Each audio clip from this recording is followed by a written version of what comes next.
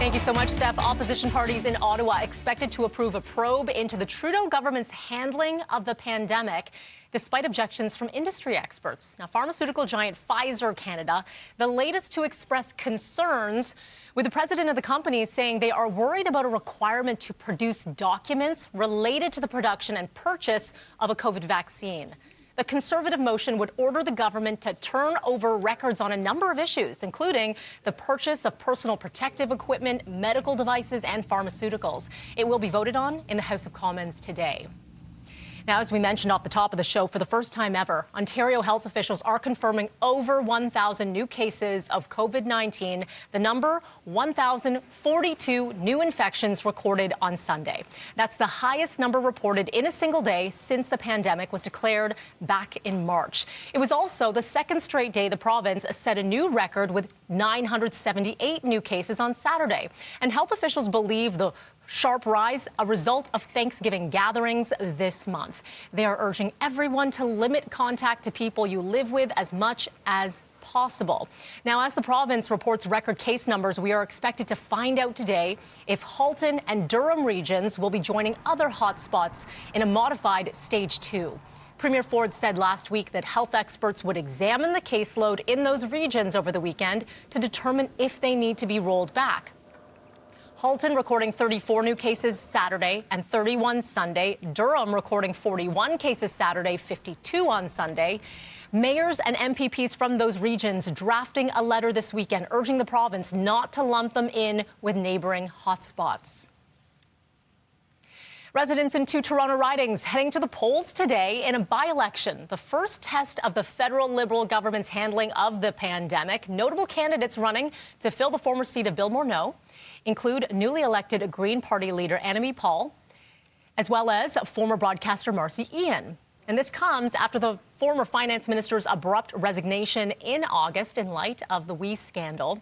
In York Centre, residents are voting to replace Michael Levitt. Candidates on the ballot include Maxime Bernier, leader of the People's Party of Canada, Yari Sachs for the Liberals. All right, let's bring you to a live look at the Church of St. Peter and St. Simon the Apostle on Bloor, one of the polling stations that will be open today. Residents can start casting a ballot starting at 8:30 this morning until 8:30 tonight. Voters will notice Elections Canada implementing a number of new safety measures, including mandatory masks, hand sanitizing stations, and residents will be allowed to bring their own pencil to mark your ballots. Meanwhile, let's get to the West Coast, where the NDP has been re-elected with a majority government in the BC provincial election. And returning Premier John Horgan says he is ready to get to work. I'm very proud of the team that we put together. I'm proud of the campaign that we ran.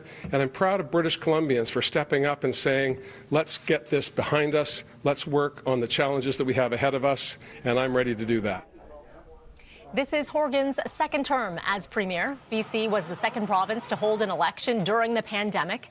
Today, voters in Saskatchewan will be casting ballots in their provincial election. Let's bring you back home now. Toronto police continue their investigation into a fatal shooting in the city's East End. Now, this happened around 5:30 yesterday in an LCBO parking lot on Danforth near Victoria Park. The male victim rushed to hospital but died from his injuries. The victim, believed to be 22 years old, a male, but no name has been released. 3 suspects have been detained. No word yet on charges. We're going to bring you back to a live look at the scene where you can still see it is blocked off. Police say they have recovered a knife and shell casings from the area. You can still see the evidence markers that still lay on the ground there. Investigators are now asking anyone, any witnesses who saw anything, please do come forward. Coming up here in the next 20 minutes, we're going to hear from 680 News reporter Carl Hansky. He is at the scene. To the courts now, Menhaz Zaman will be sentenced today in the 4 murders of his family members in Markham. The 23-year-old pleading guilty to 3 counts of first-degree murder and 1 count of second-degree murder in the deaths of his father, mother, sister, and grandmother. The homicides happened in July of 2019 at a home on Castlemore Avenue.